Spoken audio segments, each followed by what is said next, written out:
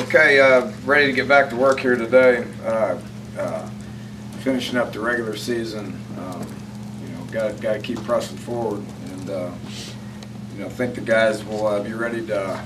They've been in here today already lifting and watching a little tape. Seem pretty excited to get back to work, which has been good through all that's happened throughout the course of this year. The one thing that I can say about our guys is they've been eager to play, and they've had many opportunities not to be like that, but they've been really eager to play.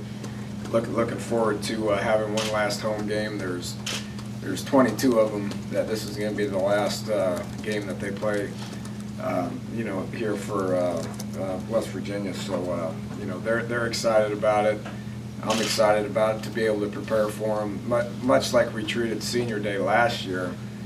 When we had Pitt here, that's Senior Day for their last time here. But the way I approach these seniors is to be able to enjoy a good bowl experience with them, and that's truly their Senior Day. So we'll go through the process and lean on them to finish this year strong. There's a lot in our mind. There's a big difference in 7-5 and 6-6. So.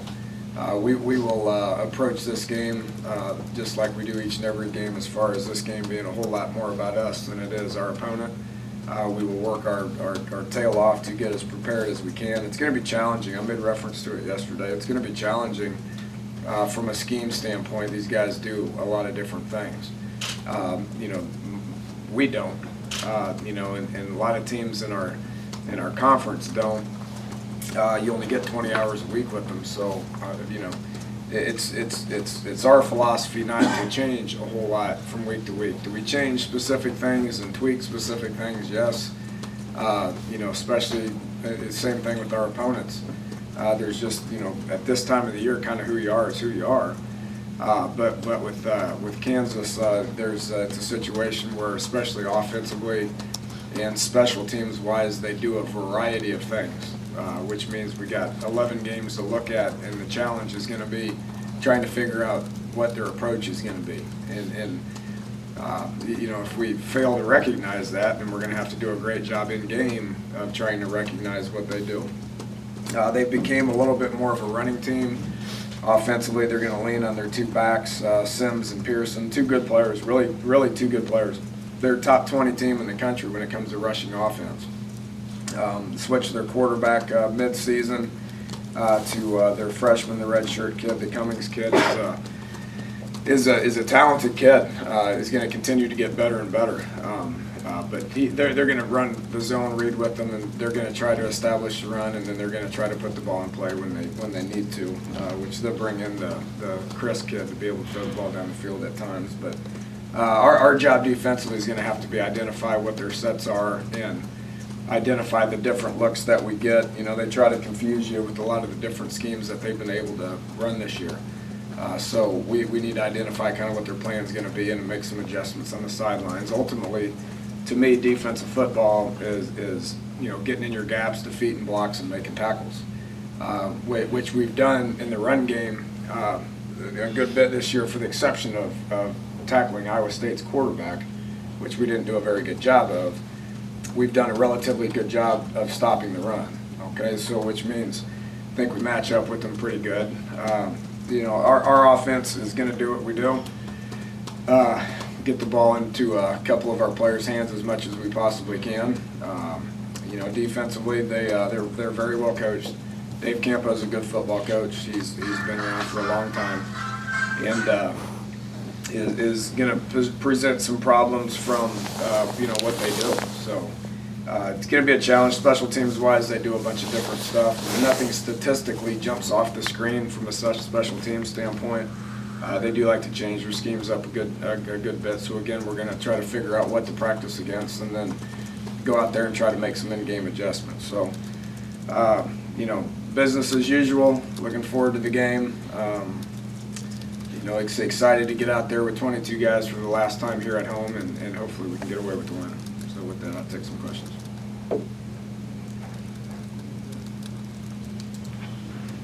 Dana, where do you begin trying to figure out their run? Do you look at what you guys maybe haven't done so well that matches up with what they do really well? Do you look at maybe similar opponents that defend the way you do? Any typically where you start?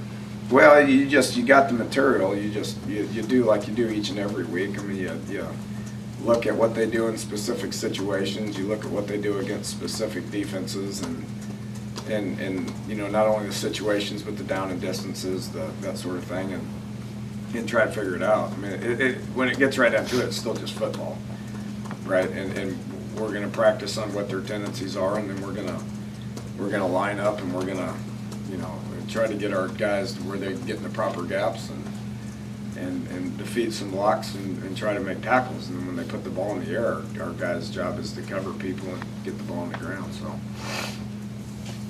it's still football. We're not talking about anything else other than that. While you are what you are at this time of year, with the way you've played pass defense so far this season, would you expect them to maybe change a little and throw the ball more, or stick with their strength? That's a good question. I mean, if you look, they tried that earlier in the year, and they weren't as successful with it, which is why they kind of settled into, being a little bit more of a zone read team and just try to focus. I mean, they got two really good backs. They got their starter Sims is going to be a 1,000-yard guy. He didn't play in the first 2 or 3 games of the year. I would give it to him quite a bit just because he's one of their better players. And then the Pearson kid's a guy they move around a lot. He looks like Tavon. I mean, because he plays different positions, and they get him the ball a variety of ways. So, if they split him out, try to throw it to him a bunch, then we just got to cover him. Those two, much like, I mean, who do we give the ball to? We give it to number 1 and number 3. That's probably not going to change a whole lot at this point. So, if they do, we could obviously use the work on it. So hopefully they drop back and throw it a good bit, so we can continue to get our young kids in position to make plays and get them to the point where their technique's better and their playmaking ability's better and their alignment and assignment's better, and we continue to age these guys at a faster than normal rate. Over the last couple of weeks, how different has it been with you guys running the ball as well as you have? I mean, have you noticed any changes? Has it opened other things up for you? And I guess what's the reason behind why the run game is going so well for you guys right now? Well, it's just personnel more than anything. And we probably wouldn't have won that game last week if we wouldn't have done the correct thing when it comes to Sean. If we would have rushed him back and put him in, and him not be ready to go, then he probably wouldn't have been able to carry it 18 times for 130 yards. So I think our approach with Sean was the best thing, and obviously he made a difference in the game. He's hard to tackle, and in that type of game, just getting that ball and moving forward was pretty important. And then, continuing to experiment with some different things with Tavon has been beneficial. So I think it's been positive. We're moving the ball better than we had in 3 or 4 of those games prior to that. So it's beneficial to what we're trying to do offensively. How's Sean doing after obviously an increased workload last weekend? Oh, he's probably extremely tired, and he probably won't be able to play this week.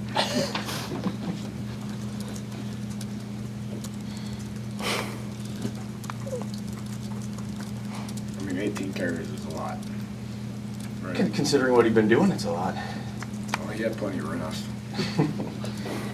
You said there's a big difference between 7 and 5, 6 and 6. Is there any pressure off for you guys knowing that you do have that 6th win under your belt? I mean, does that change anything? Well, I mean, yeah, probably. But, if we can just relax and feel good about it, then we'll probably get beat this week. That's the nature of college football. You got to get it over with. I mean, the one thing I told you guys this after the game, what I told the guys in the locker room is don't think you've accomplished anything else other than just a win. It's not going to help us next week. Let them get away from it for a couple of days. I mean, we've been at this, pretty much every day for 4 months, 3-4 months. So giving them a few days off, I think, was in the best interest of our football team, which means they need to come back here eager and ready to go. We hadn't met with them since the game was over. So when we meet in here in an hour and a half, we're not even going to talk about Iowa State. We're not going to cover anything that happened in the game. We're not going to talk about it. We release the players of the game. There it is. It's over. It's done with. We're not going to talk about it. So the first thing that comes out of my mouth when I meet with the team again here in an hour is going to be Kansas and what we got to do to beat Kansas and the preparation that needs to exist in order to beat Kansas and get to know your opponent, respecting your opponent. If our guys have learned anything this year, it's you better be ready to play, regardless of everybody. You know, all 10 opponents or 9 opponents in the Big 12 are capable of winning on any given day. I mean, I think that's been proven this year. And Kansas is no different. They're a couple points away from having 3 wins under their belt in the Big 12. So we got to be prepared to play hard and worry about ourselves and improve on what we do and do whatever we got to do to win the game. Along those lines, what's the danger, I guess, of playing a team that has 1 game left, hadn't won, probably just wants to get 1 at this point, so it's not a 0, but I would imagine is, especially with the week off, is ready to pull out every available stop. Yeah, I mean, that's just the nature of the conference that we're in. I mean, usually you got to play 3 or 4 teams that are in this situation where now we don't get to play any. You know, if you look back on our last 8 games have been against ranked teams that are going to a bowl. So everybody we've played this year has been motivated to play. I don't feel like, and this was different last year, but I don't feel like we've lined up 1 time this year and played an unmotivated football team for various reasons. I think everybody's been ready to play. You know, so the fact that we're going to line up for a 12th time this year and play a team that's motivated and ready to play, well, it's the way it should be. So is it problematic? I mean, every game's problematic. We'll just leave it at that. Danny, you had a couple injuries in the game at Iowa State. Anything significant out of that? Yeah, Banks is out. Nothing surgically. Hopefully we get him back for the bowl game. We'll just see how the preparation goes. But he's out. Was there somebody else? Fight didn't play. Yeah, fight. We'll see how he does today. He's on the practice, but we've ruled out Banks for the week, which means we got to get those guys. Somebody's got to step up that corner and play football. So you know, we'll line some people up here this week and try to get some guys ready to cover some people. But fight will be in practice. We'll see how he does. We'll be practicing today. After not having played running back for 3 years, moving back there, did he have to learn certain things again or reestablish? I mean, what did it take for him to make that switch? Very little or very much? It didn't look like much. You know, even last week the box was more challenging. You guys could see that there was not just a ton of space. And even with that, I mean, he never really got out in the open, but he's still able to get 5-6 yards a pop. That tells you that he's just capable of doing that. You know, so there's still some things, and we're going to continue to experiment with this, but there's still some things that it takes practice time and reps to be able to play the position. That we don't have time left in his career to be able to teach him that stuff. Could he do it? Absolutely. I don't think there's anything the kid couldn't do. When it comes to being a running back, do we have the preparation time to be able to teach him to a bunch of stuff, or do we just continue to find ways to get the ball in his hands that makes sense to him at this point in his career? So, you know, it's a little bit more than just go right or go left, but there's not a whole lot more else that we can do without taking an off season to teach him. Without asking you to second guess yourself on not making this move sooner or whatever, was there a coaching lesson in this when you have an exceptional player like that, that maybe you learned something out of it too? I mean, well, I mean, yeah, I mean, we've been trying to continue to find ways to try to get him the ball. I mean, the guy's caught 103 passes. He's caught over 200 and some passes in 2 years. I mean, have we failed getting him the ball? No, I mean, it's a little easier to get him the ball when he's standing right next to you as opposed to, you know, slot or wide out. But I think we've accomplished getting him the ball in a variety of ways. I mean, we've been creative with it on reverses and screens and sweeps and, you know, this was the next step to that it was experimental and we didn't know how we would handle it, and it turns out he handled it pretty good. Would it have benefited us to do it 6 games ago? Probably. You know, but you only have 20 hours a week. You can't come up with a whole bunch of things to experiment with when you're in game planning mode and you only have a limited amount of time to be able to spend with the guys.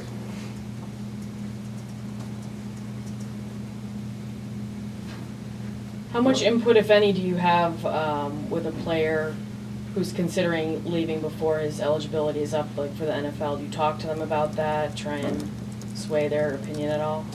Yeah, I haven't talked to anybody this year about it, which I think I understand what you're talking about. But what we did last year with several guys is you know, there's the NCAA, the NFL, you can file paperwork, which is a projection, you know, as far as what they think your draft status will be. So there will be several juniors on our team that we will do that with.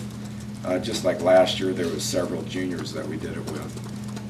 That's pretty common. And then when it comes back, that's when you sit down and you have to talk with them.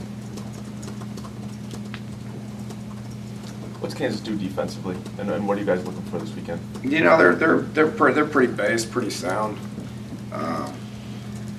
You know, mixed coverage. It's very well coached. Don't get out of position. A lot of zone. You know, to where we got to find some holes in there. Play hard. Play tremendously hard. Got, you know, very well technically sound. You know, do a good job of getting off blocks. They're actually better than Iowa State in the red zone. So they've been giving up a lot of yards. Okay, so people have been moving the ball, much like Iowa State. They've been giving up chunks of yards, but then they tighten up in the red zone. And you know, that's a sign of good coaching. You can tell when the field's reduced that their defense reduces some and they just bow up and they play good defense. So our game plan needs to be the same as it was last week, which we did a good job of getting points once we got in the red zone. We were 3 of 3, but 3 other field goals, if I'm not mistaken, maybe one of them was the one we missed, that we got close to the red zone around the 30-yard line, 25 to 30-yard line, and had to settle for a field goal. Kansas does a lot of the similar things. You know, it's a bend but don't break defense, but with that said, they bow up at the proper times. So based on how the game's going, I mean, it depends on if we need a lot of points or not. You know, if we get in those situations and we're needing points, then we'll keep going forward. If you know, field goals were important, which turns out those 3 field goals were obviously pretty important for us last week, then we need to settle for points.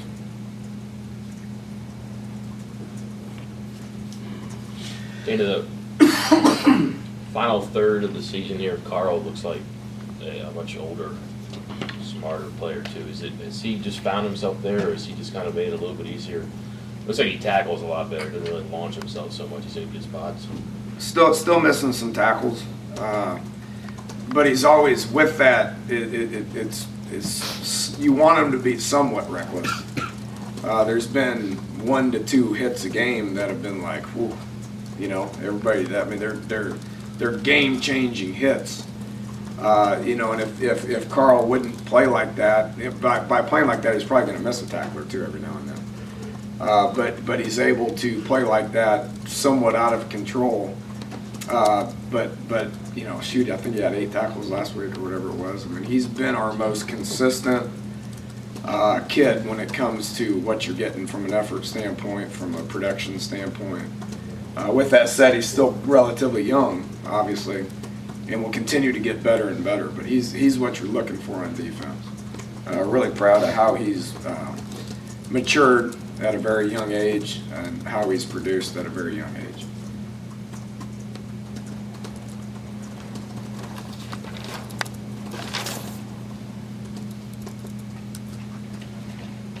Thanks, Coach.